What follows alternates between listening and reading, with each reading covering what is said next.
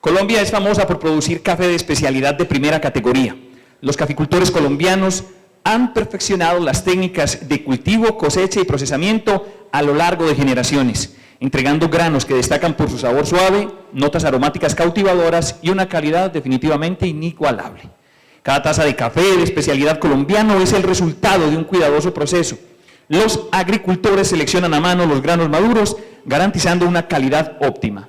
Luego, los granos se someten a procesos de secado y fermentación controlados, lo que realza sus características únicas. El resultado es un café de excepcional aroma y sabor.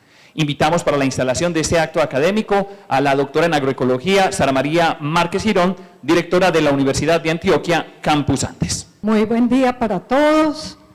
Un agradecimiento muy especial a cada uno de los expositores que han venido el día de hoy, más que cumplidos, a colaborarnos en este aporte que estamos tratando de darle a la región en una nueva visión de para dónde va la caficultura del suroeste antioqueño. El tema de caficultura lo vamos a desarrollar con ellos. Yo les voy a dar como un breve resumen de la presencia de la universidad en esta región, en esta hermosísima región. La universidad, como lo mencionó Víctor, nuestro comunicador, lleva 25 años acá en la región del suroeste antioqueño, pero la U como tal tiene 220 años. Entonces, la regionalización comenzó aproximadamente hace 30 años, desde los proyectos iniciales, y Suroeste está cumpliendo sus 25 años. Quisimos llevar a cabo una celebración tocando diferentes tópicos. Hemos realizado actividades artísticas, culturales y también deportivas y recreativas muy dirigidas específicamente a nuestros estudiantes y egresados que han querido participar, pero ha sido muy en casa. Ya quisimos salir y realizar un evento académico con unos expositores sin igual, donde ellos nos van a mostrar cómo está la caficultura, ¿sí? Y después vamos a tener el acto principal, que es en junio 11, la seccional, que va a ser pues ya esperamos con el rector a bordo y demás, para hacer como el acto de conmemoración de esta fecha tan especial.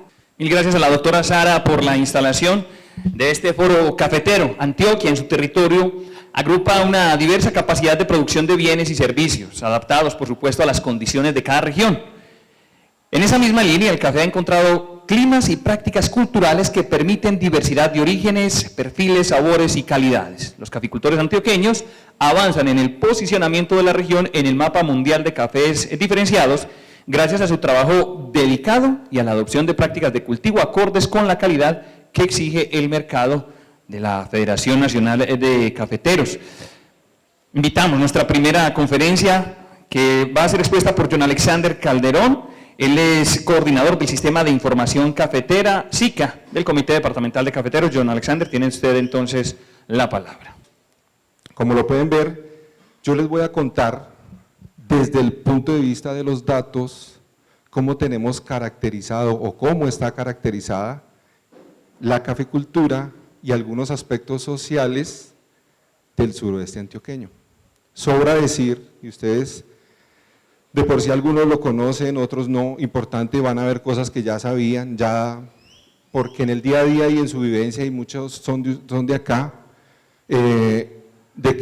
cómo se maneja la caficultura en el suroeste. Obviamente Antioquia es un departamento con varias regiones que se comportan de maneras particulares, cada cual tiene su característica, pero no podemos negar que el suroeste antioqueño mueve el gran volumen proporcional a su tamaño de la caficultura en el departamento.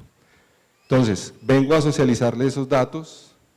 vengo a mostrarles cómo está registrado, cómo lo tenemos en nuestra gran base de datos, que es un sistema de información geográfico de la caficultura, tanto información de los caficultores, de sus fincas y de sus lotes asociados. Información que es alimentada y es actualizada por ese gran batallón de camisetas amarillas que ustedes conocen en los diferentes municipios cafeteros, que son el servicio de extensión. Muy bien, como les mencioné, vamos a ver un estado actual, son datos de nuestra base de datos a mayo, o sea, el presente mes, del 2024, de este año, suroeste cafetero. Muy bien, para arrancar, para los que de pronto no distinguen bien de qué zona estamos hablando, aquí lo podemos observar, miren, departamento de Antioquia,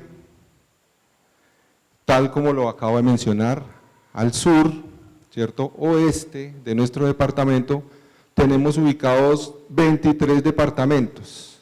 Me decía Carlos, saque este, ¿cuál? La Pintada. ¿Por qué? No tenemos café en La Pintada, por temas de clima, lógicamente.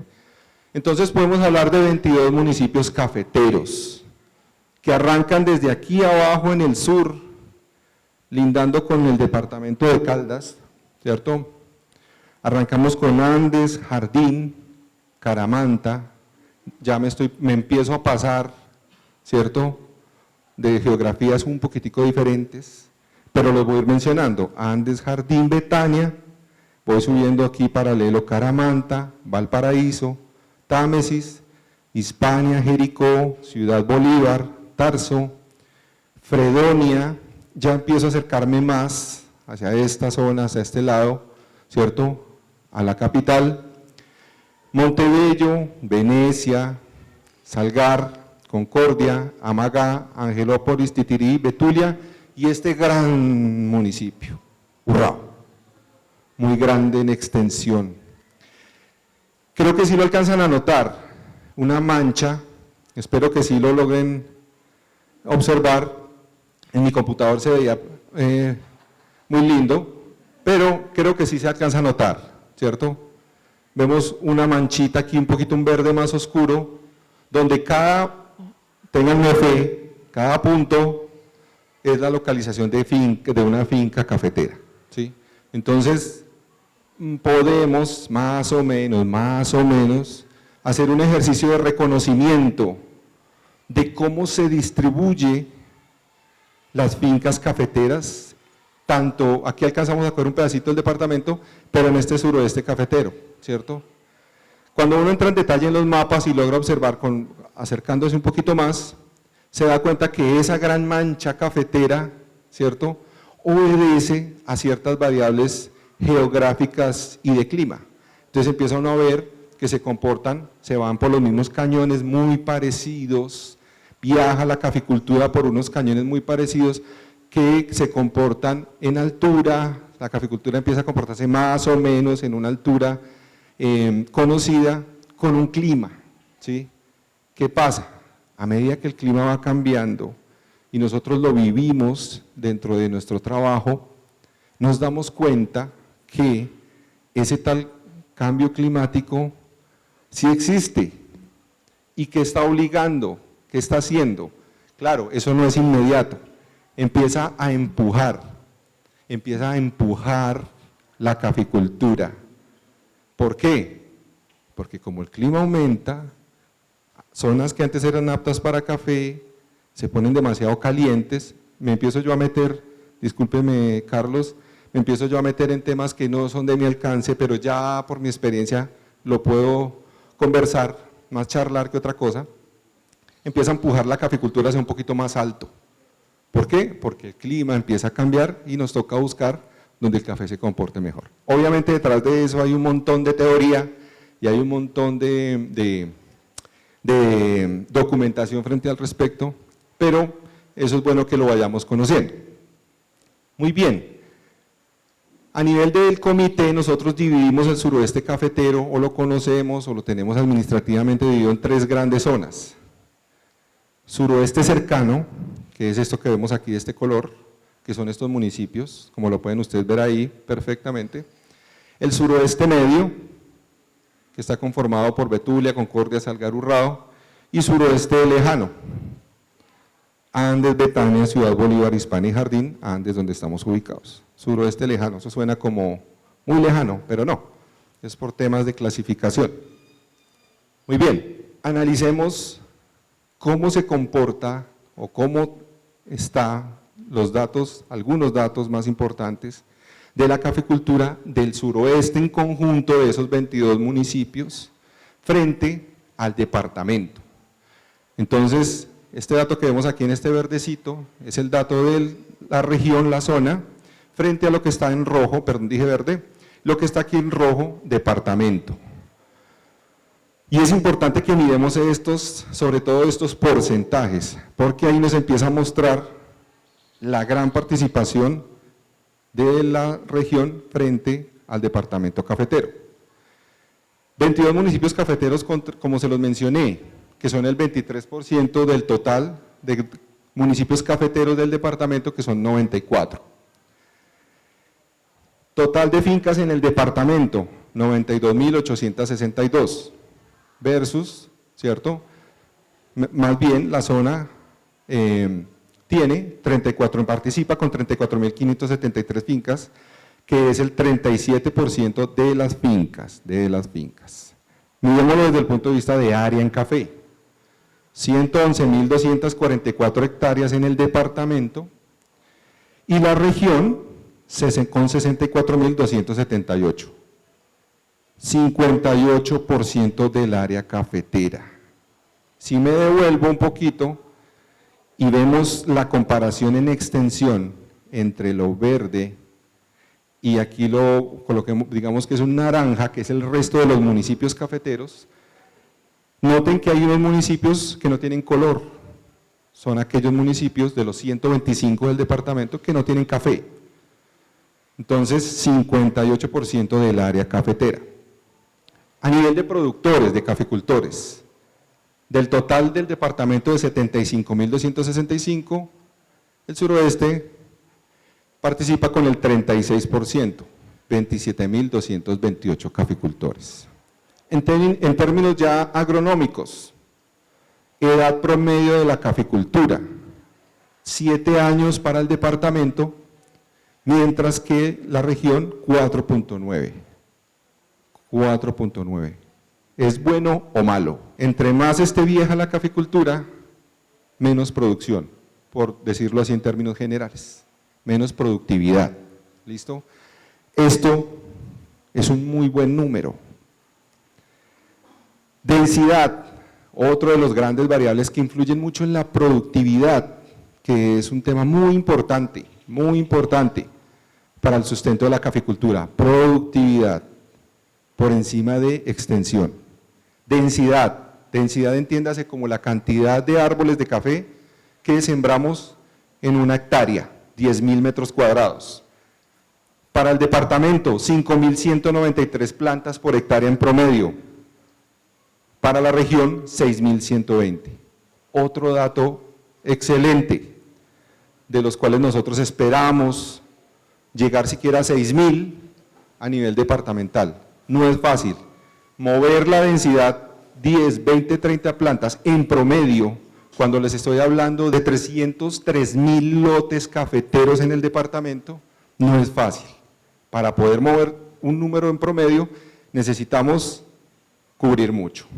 Muy bien, hagamos un análisis rápido sobre todos los municipios y su comportamiento desde el año 2015 hasta el 2023 en área en café, para que quedemos preocupados o nos vayamos muy optimistas o lo asumamos como un reto, ¿cierto? No solamente de la institución, sino de todos los que nos vemos involucrados con el tema de café. Están en orden alfabético, no me voy a detener, ¿cierto? Pero podemos analizar aquí la gráfica. ¿Qué es esta gráfica? Evolución del área cafetera de cada uno de los municipios desde el año 2015-2023. Puede que la escala de la gráfica no demuestre lo crítico o se note un poco exagerado. Porque, por ejemplo, Ciudad Bolívar, en el 2015 tenía aproximadamente 10.000 hectáreas, hoy tiene 9.000, ¿sí? Perdió 1.000. Es bastante, es poquito, no lo sabemos, pero perdemos, pero no todos. Todas las gráficas de los municipios que terminen aquí a la parte de hacia arriba nos está mostrando 1, 2, 3, de 8, ¿cierto? De estos de aquí. Amagá, Andes, Angelópolis, Betania, Betulia, Caramanta, Ciudad Bolívar, Concordia. Segunda hoja, vimos Andes, comparado, mire que casi tenemos el número para el chance, 10.638 hectáreas en el 2015, 10.628 al cerrando el 2023. Por lo menos se mantuvo, y cuando digo por lo menos, es porque se está presentando un fenómeno en el departamento desde hace 10 años, donde venimos perdiendo anualmente 2.500 hectáreas en café, y se ha mantenido. El objetivo por ahora es lograr frenar ese descenso, frenarlo, no aumentar, frenarlo. Muy bien. ¿Quién gana? Las gráficas que están apuntando hacia abajo. Por eso les hablo de que a nivel departamental tenemos ese reto, y es poder detener la disminución del parque cafetero del departamento. Hablemos de otros datos, un poquito más detallados, y que son muy importantes. Este tiene que ver con la resistencia del café a plagas, sobre todo y principal la roya, ¿cierto? Entonces, ¿cuánto café tenemos sembrado en variedades que resisten y cuánto tenemos en variedades que son susceptibles a la roya?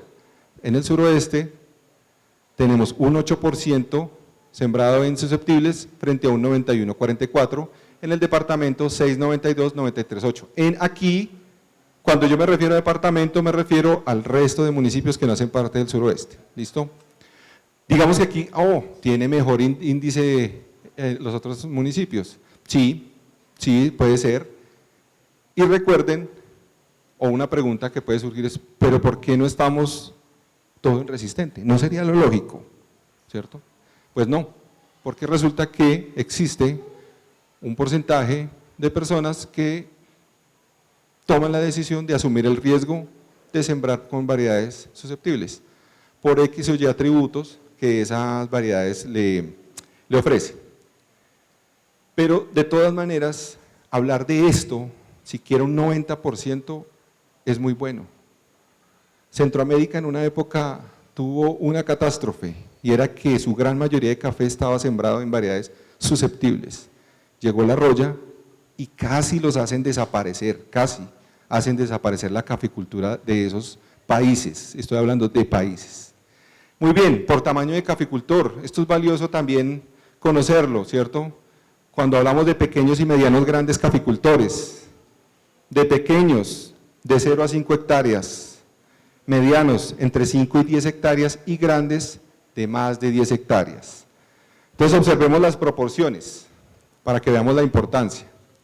Miren acá, en el suroeste cafetero tenemos un 2,3%, muy poquito de cafeteros grandes, pero en área representan el 38%. Entonces empezamos a ver cómo se comporta aquí la subregión, ¿cierto? Mayor cantidad de hectáreas por caficultor que el resto. ¿Por qué? Miren lo que pasa aquí, ¿cierto? La gran mayoría del café lo tienen los pequeños, ¿cierto? El 93%, mientras que aquí no, los pequeños solamente tienen el 45%. Esto es para que analicemos lo importante, ¿cierto?, que sigue siendo el suroeste, y lo ha sido, en la caficultura. Por género, mujeres y hombres, reportadas en nuestro sistema de información cafetero. A nivel departamental, o el resto de municipios cafeteros, el 20%. Suroeste cafetero, 26.7. Interesante dato, interesante. En edad de las caficultores, y aquí sí tenemos un dato que nos pone a pensar. Cuando hablamos de edad de caficultor lo clasificamos de acuerdo pues al sistema nacional. Joven, menor de 26 años, adulto de 27 a 59 años y persona mayor, igual o mayor a 60 años. Persona mayor en el suroeste antioqueño, el 50%, mayores a 60 años.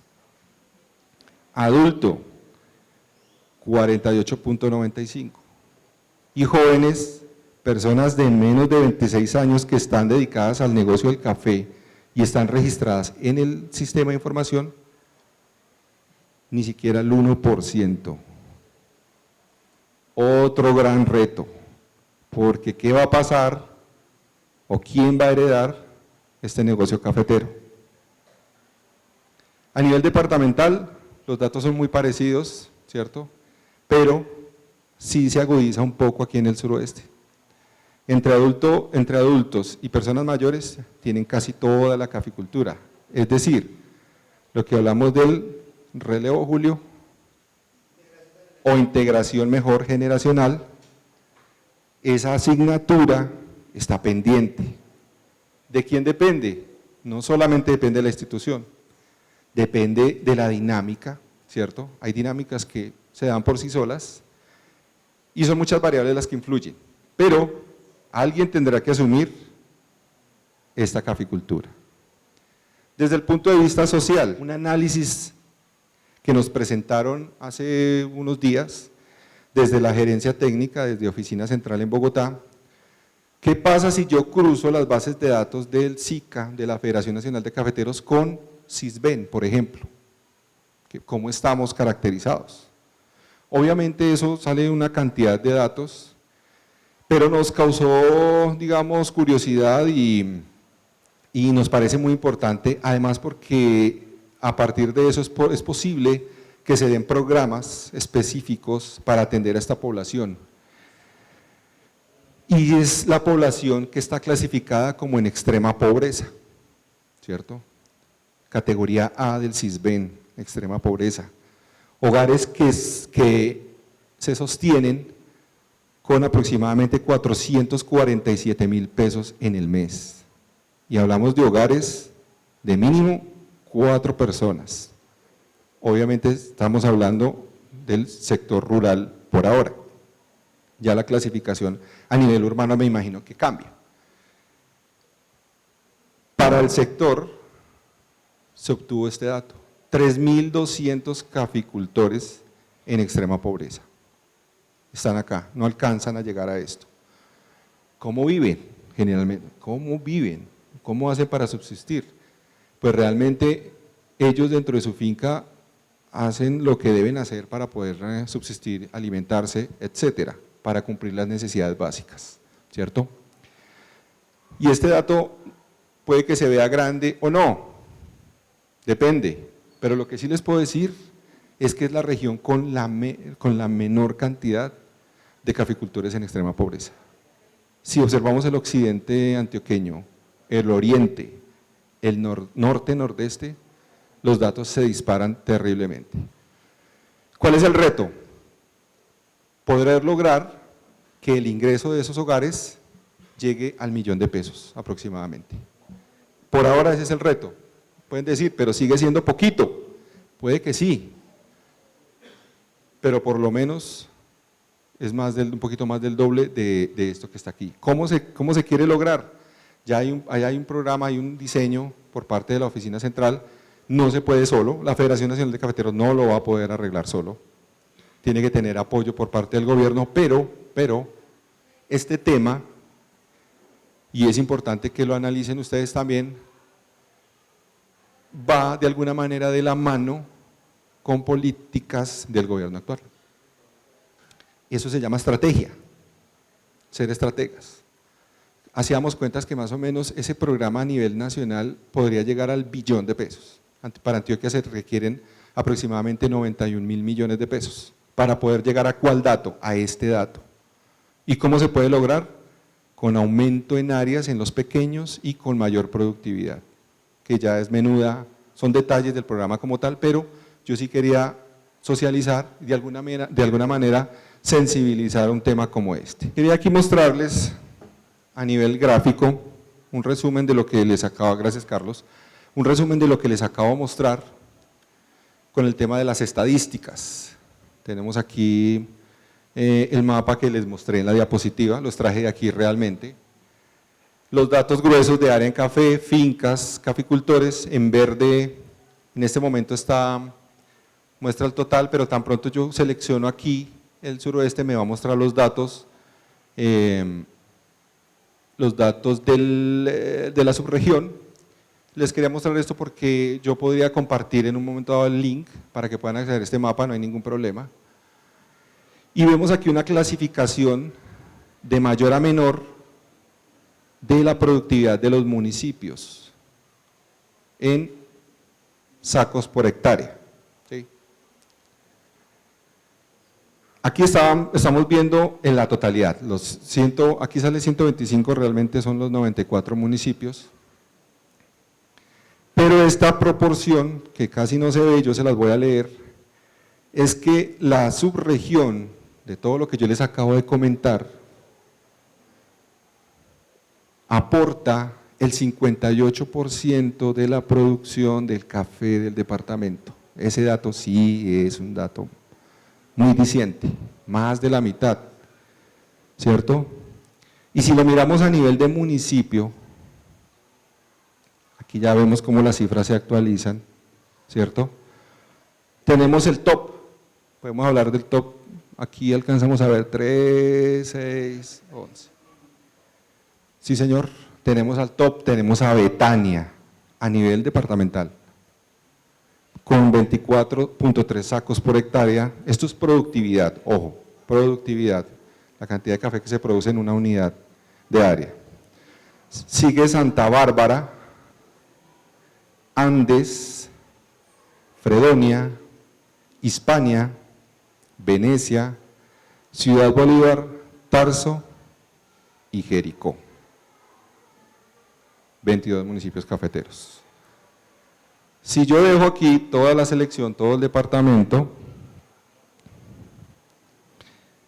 la lista casi no se mueve. Y suena bastante lógico, la lista no se mueve. Entran por aquí, por ejemplo, Itagüí. ¿Cómo así que Itagüí? Ojo que esto es departamental. Pues resulta que es que Itagüí solamente aparece con 18 hectáreas, pero yo estoy hablando de productividad. Resulta que esas 18 hectáreas producen mucho, ¿sí? Son 2 fincas por ahí, no deben ser más. Ese cálculo se hace con las variables de los lotes cafeteros. Hay unas variables definidas donde se puede hacer una estimación, un lote puede producir esto. Un lote improductivo, que es el menor a 2 años, pues su producción va a ser 0, y de ahí para allá se empieza a hacer un análisis de cuánto podría producir, hasta una curva, no quiere decir que sea ascendente infinita, no, él tiene una curva donde vuelve y baja, porque su edad y sus condiciones van a dar una disminución en un momento dado. Muy bien, hasta aquí muchas veces tiene uno muchas cosas más que contar, ¿cierto? Pero creo que con este brochazo podemos ya contextualizarnos y ubicarnos sobre dónde estamos, cuánto representa la importancia de la zona, de la subregión en el departamento cafetero. Muchas gracias. Si tienen alguna duda, bienvenida. ¿Alguna pregunta? Tengo una pregunta, digamos de forma, y es, ¿los sacos del final son de 60 kilos almendra o de 70? Pues porque sabemos que… 60 en verde, Julio, ¿cierto? En verde. Muchas gracias por la aclaración. Sí, para poderlo comparar a nivel Muy mundial. bien, gracias por su pregunta. Y la otra pregunta es, digamos, esta información, sobre todo la de datos en los mapas, si está libre para poder consultar, o si de pronto tienen un proyecto en el mediano plazo para poder acceder a esta información, por lo menos de manera… Yo sé que individual es imposible pues por los estatutos de la federación, sin embargo es una información de mapas que se puedan, digamos, consultar a nivel personal. Muchas gracias. Vea, don Pablo, usted tiene toda la razón. A nivel agregado no hay ningún lío de compartir información, ¿cierto? No existe en este momento un proyecto, pero lo podríamos analizar. Un portal de este tipo, ¿cierto? Es un portal de este tipo, quizás sea en desarrollo por parte de Oficina Central, pero de arrancada podríamos acceder a la información de este que estoy presentando. Sí, señor. Sí, especialmente, digamos, pensando en el pacto europeo, donde ya, digamos, hay una exigencia que demostremos que estamos libres de deforestación desde 2020. Entonces, creo que es importante pues, para todos los actores de la cadena poder demostrar, y esto, digamos, información que se ha conformado pues, desde hace mucho tiempo y que puede ser muy valiosa para los caficultores. Ah, ok, entendido, sí. Frente a ese tema, Julio, ¿quiere hacer algún aporte? Bueno, ese tema ahora está bien complejo. Todo el mundo quiere el SICA. El SICA es propiedad del Fondo Nacional del Café y de los Caficultores de Colombia. No es público, como mucha gente quiere. Y lo segundo, hay una ley de data, en el cual nosotros somos custodios de la información del caficultor. O sea, nosotros somos dueños del sistema operativo, pero la información de cada caficultor. Entonces, nosotros no la podemos compartir sin la autorización de cada caficultor. Estamos generando una plataforma, acabamos de hacer un piloto en el Huila, donde exportamos un café y estamos apoyando a Carcafé con otro piloto. Europa viene exigiendo un montón de cosas, pero no mejora el precio. ¿Qué le hemos dicho a nosotros? Todo lo que le agreguen de costo a la trazabilidad o al café, alguien lo tiene que pagar. Finalmente, de una u otra manera, lo va a salir pagando el caficultor, que es el eslabón más débil de la cadena. Entonces, para evitar ese tema, venimos trabajando desde Oficina Central para generar una plataforma donde podamos compartir información sin comprometer la información personal del caficultor. Recuerde que este es un país que a nivel de seguridad pública es complejo. Entonces yo empiezo a dar información de las personas, si cualquiera puede acceder, no sabemos qué pueda pasar. Primer comentario. Segundo comentario, voy a decir un chiste pesado y me perdonan los caficultores. Cuando hacemos crédito, la finca se crece. Cuando nos piden catastro DIAN, la finca se encoge. Entonces depende de quién vaya a acceder a esa información. Eso es una información privilegiada y que hay que manejar con cuidado. Todos los exportadores quieren que le solucionemos el problema. El problema es del exportador, no del caficultor. Al caficultor nosotros no deforeste, haga buenas prácticas, el que tiene que buscar la solución y buscar el dinero es el exportador. Entonces no podemos darle a un caficultor que ya 3 años de niña, un medio año de niño, precios malos, caro el fertilizante, encima le ponemos angustia más, que es que tiene que demostrar que no deforesta. Ese es un tema del exportador y la Unión Europea. Ya hay una carta clara de la Asociación de Importadores de Europa, donde le dice a la Unión Europea que eso no es viable para este año, que les dé el más plazo. Entonces es un tema que también nosotros tenemos que empezar como país a generarle a los países que compran y exigen el entendimiento de que el caficultor colombiano no está en condiciones de asumir más costos. Y ese es un costo adicional que le van a poner a la caficultura. Entonces estamos trabajando con los exportadores para buscar una solución que se pueda implementar y que sea de carácter público. Pablo, ya hicimos primer piloto en el Huila, ya se exportó el primer embarque para Europa de café cero deforestación. Pero cero deforestación, para los que no sepan ese tema, no solamente es del tema de deforestación, es trabajo, toda la formalización de la mano de obra. Levánteme la mano, ¿cuántos cafeteros tienen formalizada toda la mano de obra? No solamente es el tema de deforestación, lean muy bien lo que es esa nueva norma europea. Se están angustiando por lo que menos vale. Yo le aseguro que ningún caficultor de aquí ha deforestado, pero si les pregunto por la mano de obra, ¿quién me contesta quién tiene afiliados a sus trabajadores? Entonces empecemos a hablar, perdón que me tome el tema, pero es porque ese tema todos los exportadores quieren el SICA y en este momento no lo podemos entregar. El suroeste antioqueño, como principal productor de café en el departamento de Antioquia, viene presentando una reducción de productividad y de calidad, las cuales pueden ser relacionadas a los efectos del cambio climático, llevando a los productores a ser más vulnerables a enfermedades y plagas que afectan directamente el rendimiento.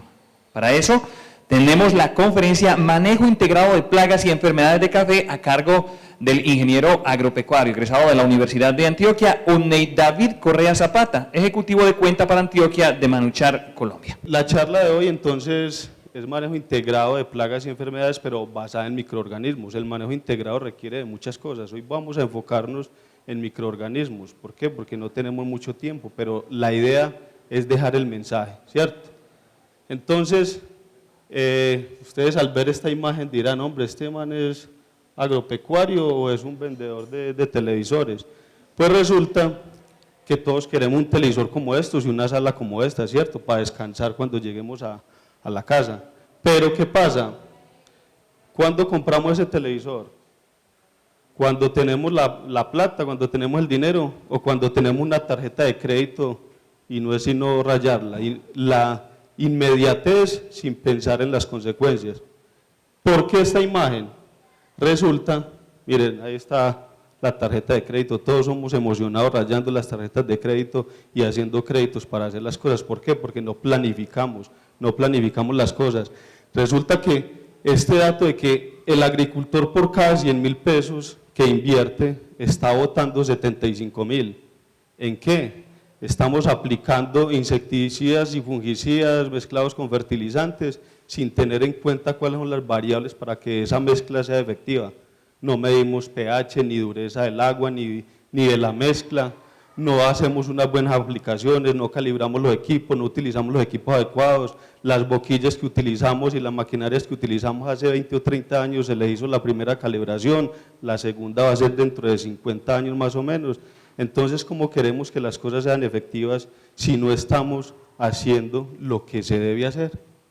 Entonces, en cuanto a plagas y enfermedades, hay muchas en café. Hoy en día, de hecho, se están viendo plagas que no se consideraban, digamos, en un nivel de productividad muy dañinas, digámoslo así. Pero vamos a hablar de las más importantes, las que todos conocemos, la roya del café, ¿cierto? La broca del café, los ácaros, ¿cierto? Y todas esas enfermedades radiculares, como tal, que afectan la producción de café, del desarrollo hasta cuando nos entrega el grano. Pero entonces, ¿qué pasaría si no existieran los microorganismos? ¿Qué pasaría? Iniciando porque no sabemos qué es un microorganismo, ¿cierto? ¿Qué son los microorganismos? Miren, este es un agricultor arriba en Buenos Aires pensando en qué es un microorganismo y se le pasan un poco de cosas por la cabeza. No sabemos qué son y existen mucho antes que nosotros, ¿cierto? Están desde el suelo hasta la parte aérea y que esos microorganismos no solo trabajan en el suelo consumiendo alimentos por parte de la planta, sino que le devuelven a esa planta todo aquello que ella necesita para adaptarse, para producir, ¿cierto? Para ser más productiva y para adaptarse mejor al desarrollo. Entonces, los microorganismos como tal, si no existieran, ¿qué pasaría? No existiríamos realmente. Mire lo que dice la imagen, son la clave para tener la productividad, diversidad y estructura de las comunidades vegetales en el mundo. Y si no existen las comunidades vegetales, no existimos nosotros, ¿cierto? Entonces, los microorganismos se dividen en varios segmentos. Los principales son microorganismos, los principales no, los que nosotros necesitamos evaluar, los entomopatógenos y los antagonistas. ¿Qué son los microorganismos entomopatógenos? Son todos aquellos capaces de parasitar un artrópodo, ¿como cuál? Beauveria bassiana. ¿Cuáles son los artrópodos? En cuanto a café, la broca del café, por ejemplo. Entonces, un entomopatógeno es aquel que es capaz de parasitar la broca del café. Ahorita vamos a ver cómo lo hace. Los antagonistas son todos aquellos que son capaces de competir por espacio y alimentación, o, por ejemplo, todas esas llagas que compiten con el sistema radicular en el suelo y que afectan el sistema radicular. Estos son microorganismos tomados fotos en laboratorio, ¿cierto? Ellos interactúan positivamente, son biocontroladores, pero interactúan positivamente. ¿Por qué? ¿Por qué interactúan positivamente? Porque resulta que ellos son muy específicos. En el suelo, acá nos está mostrando la imagen de que en el suelo existe una serie de microorganismos, hongos, bacterias, nematos, protozoarios, virus, pero todos son muy específicos en su forma de moverse en el suelo y todos interactúan allá. Los entomopatógenos y los antagonistas compiten contra esos que a nosotros nos afectan los cultivos y logran generar una estabilidad, pero vamos a ver ahorita por qué son tan importantes, resulta que ellos se alimentan también para subsistir. ¿Y ellos de dónde se alimentan? Mire, de la materia orgánica que hay en el suelo y de la misma que tienen las raíces. Pero a diferencia de los hongos y bacterias que nos afectan, estos microorganismos hacen algo que se llama simbiosis. ¿Qué es simbiosis? Es yo te doy, tú me das. Entonces se alimentan de las mismas raíces, pero les devuelven unos exudados que son ricos en nutrientes y ricos en antibióticos. Estos nutrientes, estos antibióticos, la planta lo va a volver a tomar, ¿para qué? Para su beneficio, para adaptarse, para utilizarlo en su producción y en su desarrollo. Y los microorganismos son los principales encargados de la fijación de muchos elementos, entre ellos nitrógeno y fósforo.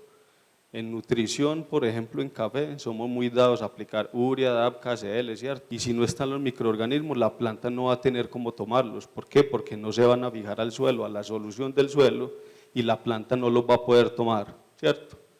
Entonces, hablando de esos microorganismos, existen ciertos microorganismos que han sido muy estudiados, de hecho, por la misma Federación Nacional de Cafeteros, Beauveria basana, Phailomyces liliacinus. Todos estos microorganismos se ha trabajado también en cuanto a, digamos, a café, a plátano, a banano. ¿Para qué? Para hacer llenados biológicos.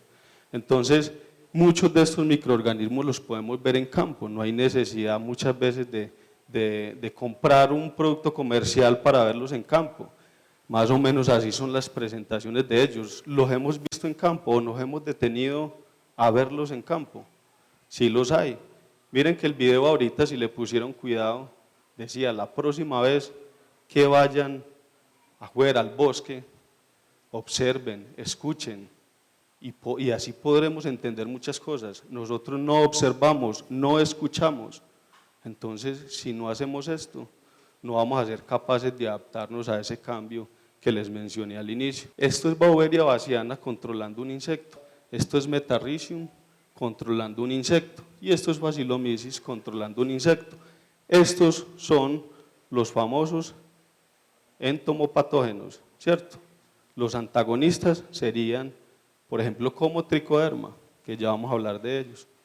Resulta que esta imagen nos muestra cómo desde el suelo muchos insectos y también muchos hongos atacan el sistema radicular. Si el sistema radicular es atacado, absolutamente todas las funciones en la planta se van a parar. Resulta que la raíz es el cerebro de la planta. Ellos se comunican entre sí, pero hay un mensaje que le dice a la partidaria, me están atacando, y es allí donde las plantas se mueren y empiezan a morir de arriba hacia abajo. En café vemos mucho algo que se llama muerte descendente y todos vamos a buscar, no, apliquemos un foliar o apliquemos algo a nivel foliar. No, ahí no es el origen. ¿Dónde es el origen? En el suelo. Se está muriendo porque no tiene cómo tomar nutrientes, ni agua, ni absolutamente nada de lo que hay en el suelo. Cuando nosotros aplicamos microorganismos, ellos empiezan a atacar desde la raíz también y empiezan a mandar esos mensajes arriba, a decir, venga, ya está protegida, la va a atacar un insecto, la va a atacar un hongo, pero ya está protegida, no se preocupe, que lo vamos a lograr, ¿cierto? Esto es la broca del café parasitada por Beauveria bassiana, ¿cierto? Esto es una foto tomada de unos documentos de Federación Nacional de Cafeteros. Pero entonces, ¿cómo lo hace? Este es el ciclo de la Beauveria bassiana parasitando la broca del café. No es el ciclo de la broca, es el ciclo de la Beauveria parasitando la broca. ¿Cómo lo hace? Resulta que cuando nosotros hacemos una aspersión o una aplicación de Beauveria bassiana en café, esas esporas de ese hongo, acuerden que Beauveria es un hongo, se van a adherir sobre la broca o sobre las hojas o en la superficie que vaya, digamos, a ser aplicada. Hablemos de que al hacer una aspersión y hay broca como tal, se va a adherir en la broca. Cuando se adhiere, empieza a penetrar. Cuando penetra la parte interna de la broca, ¿qué es lo que va a pasar? Ese hongo va a empezar desarrollar una serie de micelios, que es el mismo hongo, pero internamente en el insecto como empieza a consumir algo que se llama la hemolinfa del insecto. ¿Qué es la hemolinfa? Es la sangre del insecto. Cuando empieza a consumir la hemolinfa, ya la broca perdió. ¿Por qué? Porque sin sangre ningún ser vivo puede seguir su desarrollo, ¿cierto? Allá, consumiendo la hemolinfa, va a empezar a reproducirse. Y en ese transcurso de todas esas actividades pasan más o menos 8 días. Aplico hoy, dentro de 8 días, la planta va a poder ser beneficiada con esa aplicación de Bauveria. Entonces, ¿por qué no nos gusta a los agricultores? Porque resulta que nosotros siempre queremos ver esto inmediatamente, queremos apagar el incendio, pero todo tiene un proceso. Cuando se desarrolló internamente la Bauveria en la broca del café, ella más o menos va a quedar así de esta manera, electrocutada, porque se quedó sin sangre. Y todas estas partecitas blancas que ustedes ven afuera, esto es Bauveria baciana, que ya consumió la sangre y emergió. ¿Para qué? Para seguir reproduciendo. Entonces yo apliqué hoy un microorganismo como Bauveria. A los 8 días ya vemos el efecto como tal, pero él va a seguir haciéndolo a través del tiempo. Tricoderma es un hongo que ha sido muy trabajado también para control de roya del café. La roya es un hongo, tricoderma es otro hongo. Ahorita les muestro unos resultados que tenemos con tricoderma controlando la roya del café. Pero miren la magia de este microorganismo. Él empieza a competir por espacio de alimentación, ¿cierto? Y cuando empieza a competir por espacio de alimentación lo hace de manera muy agresiva y va desplazando los demás microorganismos y empieza a hacer una serie de procesos hasta que queda casi que solito. Cuando digo solito es sin todos esos que afectan el sistema radicular de las plantas. Pero si nosotros hacemos llenados biológicos constantemente, no va a estar tricoderma solito, sino que va a estar con Bauveria, va a estar con Phacillomyces y una serie de bacterias y hongos que van a estar ahí interactuando entre sí. Esta gráfica nos muestra más o menos cómo es que el tricoderma, cuando logra desplazar el microorganismo, va a seguir haciendo su efecto a través del tiempo. Resulta que esta cadena de color café es el hongo que nos afecta en el suelo y el verde es tricoderma. ¿Qué está haciendo allí tricoderma? Lo está agarrando, lo está enganchando y va a seguir desarrollándose sobre de ese microorganismo. Y cuando se desarrolla, básicamente va a empezar a consumir todo lo que conforma ese hongo. Se va a alimentar de todo lo que conforma ese hongo hasta que lo va a dejar sin vida. Y ella va a seguir desarrollándose, ¿cierto?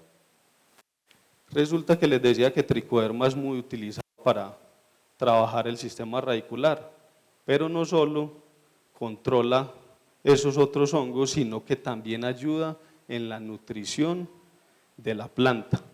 Aquí podemos ver una raíz como tal, muy eficiente, muy buenos pelos absorbentes, muy buen sistema radicular. Eso es cuando aplicamos tricodermas, cuando aplicamos micorrizas, cuando aplicamos toda esa serie de microorganismos que estimulan el desarrollo radicular de la planta. Pero todo tiene unas contraindicaciones. Resulta que los microorganismos, al ser hongos, pueden ser eliminados por los fungicidas químicos que trabajamos hoy en día. Digamos que acá en esta zona se ve mucho de que cuando trabajan un microorganismo le mezclan un fungicida y después dicen, oh, es que no me funcionó, o simplemente aplicaron un microorganismo y a los 8, 15, 20 días aplicaron el fungicida, tampoco les va a funcionar, lo va a matar, lo va a eliminar, ¿cierto? Y resulta que también hay algo muy importante para poder asegurar de que ese microorganismo logre hacer sus actividades, que el pH y la dureza del agua. ¿Quién de ustedes mide el pH y la dureza de sus aguas para aplicaciones? Yo creo que ninguno. ¿Por qué? Porque resulta que nunca nos lo han enseñado, no es culpa de ustedes, es culpa de nosotros como asesores. Pero cuando hablamos de que debemos aplicar un producto químico o un producto biológico, lo que sea, tenemos que respetar unos rangos de pH como tal. Para los microorganismos, el pH adecuado es entre 6 a 6,5.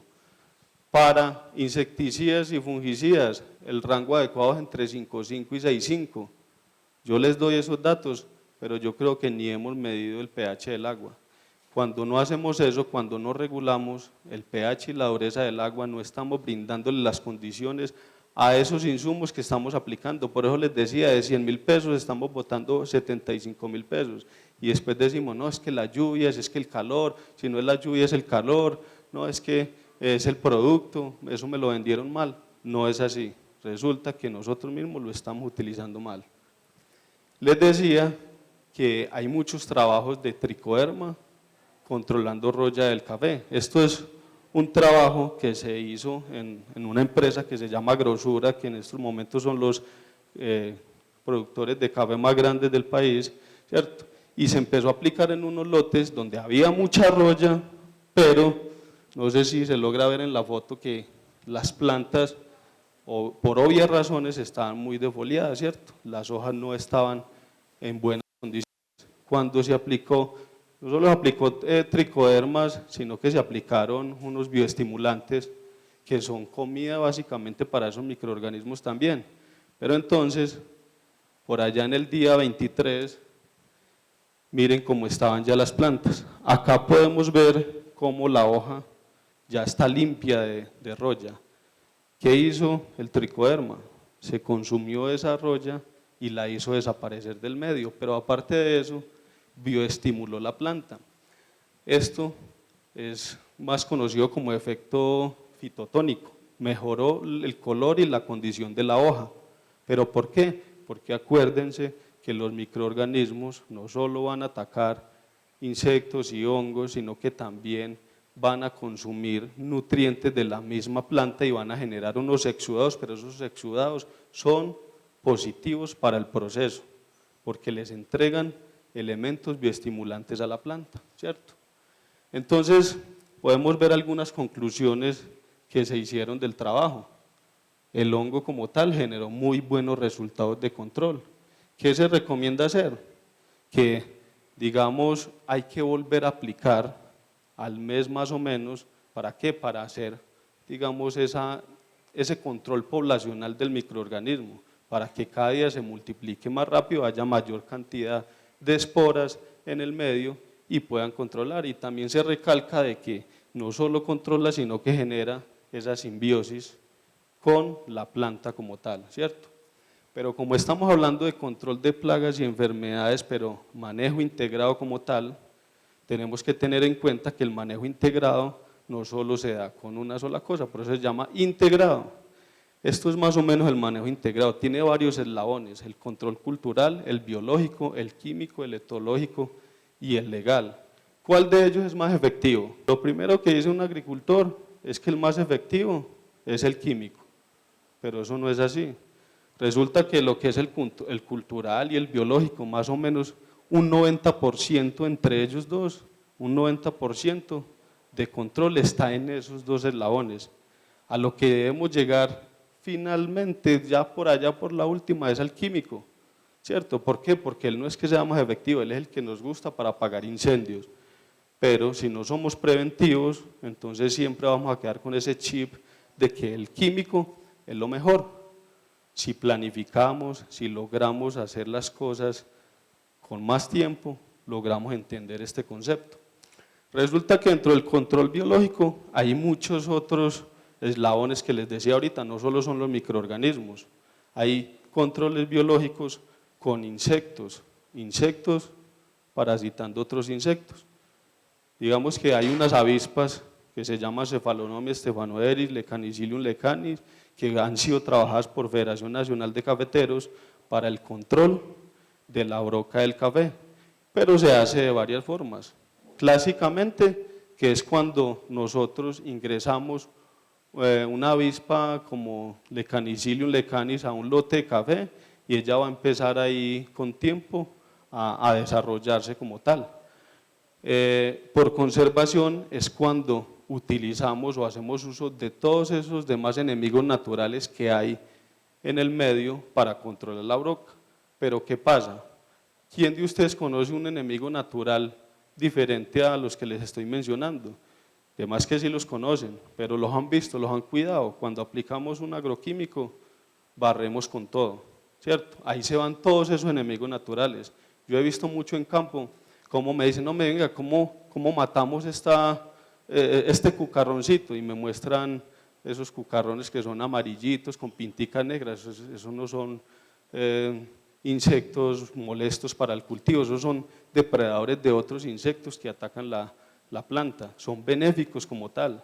Entonces todo lo queremos acabar, a lo último nos vamos a acabar nosotros mismos.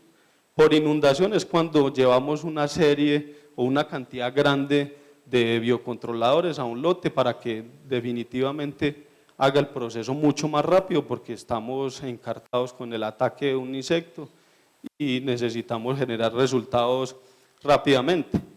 Y el control biológico por interrupción de apareamiento es cuando yo utilizo feromonas para interrumpir el proceso de desarrollo de la broca. Ese es uno de los mecanismos más efectivos como tal, pero nosotros no hemos sabido darle manejo a eso. Si nosotros interrumpimos el proceso de reproducción de la broca, vamos a ser más efectivos. ¿Por qué? Porque ya no va a seguir ovipositando, no va a haber un ciclo contundente a través del tiempo. Entonces, para conocer un manejo integrado y para ser más efectivos, debemos conocer el ciclo del insecto o del hongo que estemos trabajando. Resulta que la broca en 45, 60 días ya hizo su proceso de desarrollo, ¿cierto? Pero miren, desde la penetración como tal de la broca al grano pasan 9 días para que haya una oviposición por parte de la hembra. ¿Qué pasa si yo aplico un insecticida químico para atacar o, digamos, eliminar ese proceso de la broca? Pues me va a acabar con absolutamente todo lo que haya en el momento, pero en 9 días esos huevos ya van a estar, y en 19 días esos huevos que están internamente ya van a seguir su proceso de afectación en el grano. Entonces, ¿qué va a pasar? Nunca vamos a lograr ganar la guerra. Y ahí es donde escuchamos mucho que no, es que yo le apliqué ese insecticida y antes le hizo beneficio a la broca, antes la alimentó. O es que esa broca mutó, esa broca se convirtió en un organismo más peligroso, no la quiere acabar nada. Si aparte de que no estamos entendiendo el ciclo, estamos utilizando mal las mezclas que estamos haciendo porque queremos meter de todo. Hacen unas bombas para aplicar y no les sirven, cuando debería servirle, porque es que 4, 5, 6 productos en una caneca, si no mata la broca, lo mata uno. Pero entonces, de todas maneras no les sirve. ¿Por qué? Porque están mal hechas las cosas. Ustedes saben que hay como tal unos ciclos. Una de las herramientas más importantes para determinar dónde aplicar, ¿cierto?, para broca. Hay unos ciclos y una de las herramientas más importantes son llevar los registros de floración. Son muy importantes porque son los que nos va a indicar cuándo es que nosotros podemos atacar esa broca. Y dependiendo de todas las floraciones que hayan este año, que hubo tantas floraciones, es donde debemos llevar esos registros con mucho más cuidado. ¿Para qué? Para generar diferentes periodos de aplicación. Este cuadro nos muestra cuáles son las condiciones que ayudan a la reproducción de la broca como tal. Resulta que muchos dicen, no, es que con estos aguaceros la broca se va a acabar. Hombre, mire, eso es de federación. Miren que definitivamente cuando hay, digamos, alturas, pues una altura superior a los 1700 y todo eso, digamos que la incidencia como tal sí va a bajar, pero miren que de todas maneras es representativa. En el fenómeno de la niña como tal, miren que en las temperaturas más bajas siempre hay un número considerable de granos afectados por broca. Entonces ese cuento de que es que no, esa broca se muere con el agua, solamente eso es un cuento. Eso es un cuento que no nos va a llevar a ningún lado. Listo. En ese manejo integrado les decía que el 80% es el control cultural. En ese control cultural, ¿qué está? El recolección de granos sobre maduros y secos, ¿cierto? Pero también tenemos que ser muy meticulosos en la forma en que lo vamos a hacer. Por ejemplo, en las renovaciones, nosotros antes de soquear debemos de retirar todos esos frutos sobre maduros y secos. ¿Por qué? Porque va a haber un blanco de infección. Si está el blanco de infección allí, definitivamente apliquemos lo que apliquemos, no nos va a servir de nada. Pero también podemos aplicar Beauveria bassiana en el suelo. ¿Para qué? Para cuando ya esté establecido el cultivo, haya una serie de microorganismos que estén protegiendo la planta de esos ataques de broca como tal. Eso se puede hacer en renovaciones o en siembras nuevas.